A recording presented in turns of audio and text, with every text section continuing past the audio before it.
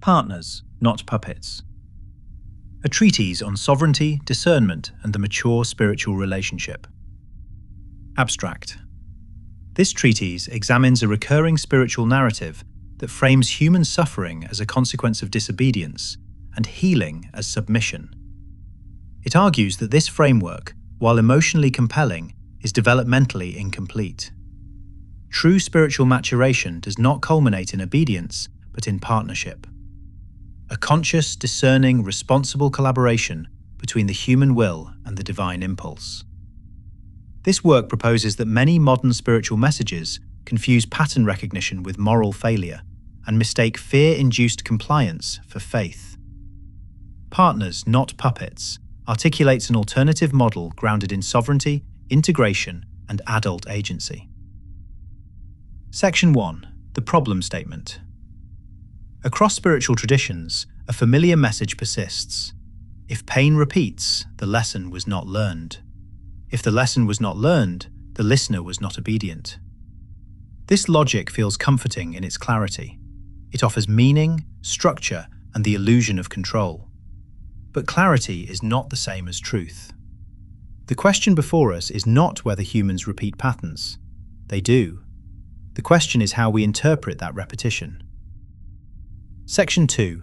Pattern repetition is not moral failure. Human beings are patterned creatures. The nervous system learns through repetition. Attachment forms through familiarity. Memory prioritizes emotional resonance over logic. When a person encounters the same type of pain again, this does not automatically indicate disobedience, resistance, or spiritual refusal. It often indicates something simpler and more human. Incomplete integration, relaxed vigilance after healing, comfort mistaken for readiness, familiarity mistaken for safety. A broken bone that aches in the cold is not rebelling against healing.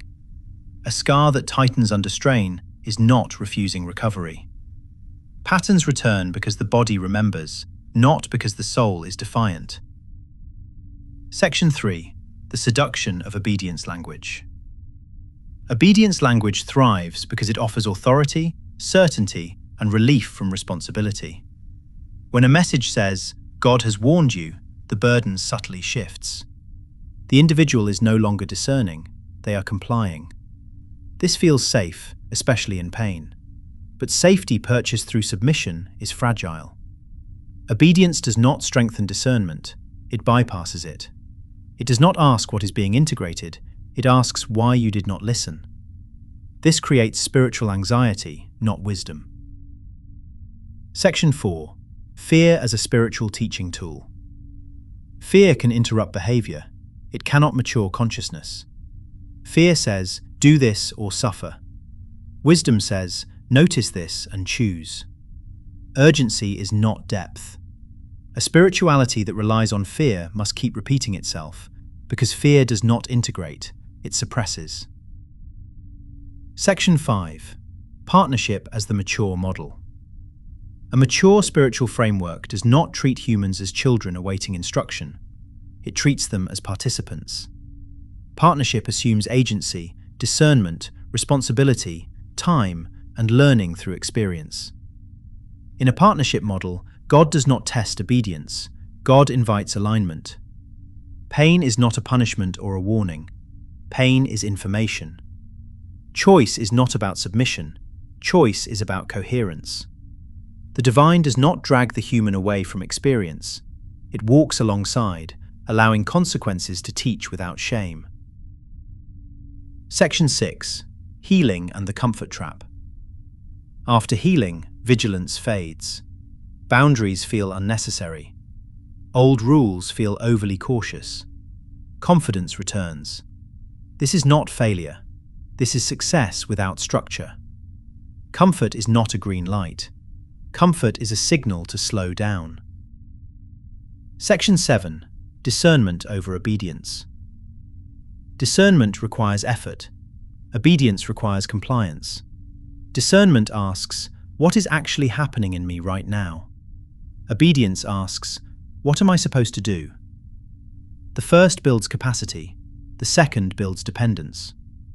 A system that values discernment trusts the human to wrestle with ambiguity. A system that values obedience fears autonomy. Section 8. The ethical risk of spiritual coercion.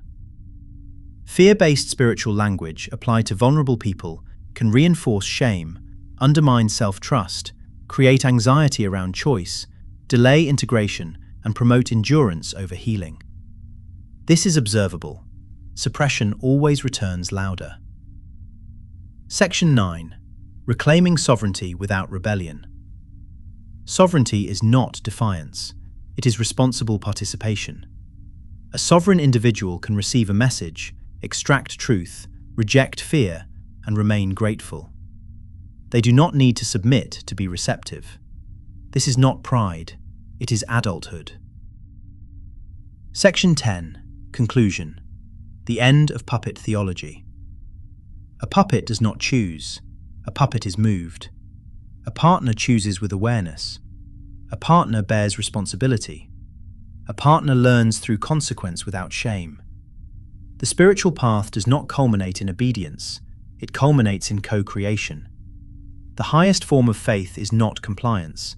It is coherence. And the divine does not seek puppets who flinch at pain. It seeks partners who can say, I see this, I understand it, I will choose deliberately. That is not rebellion. That is the relationship maturing.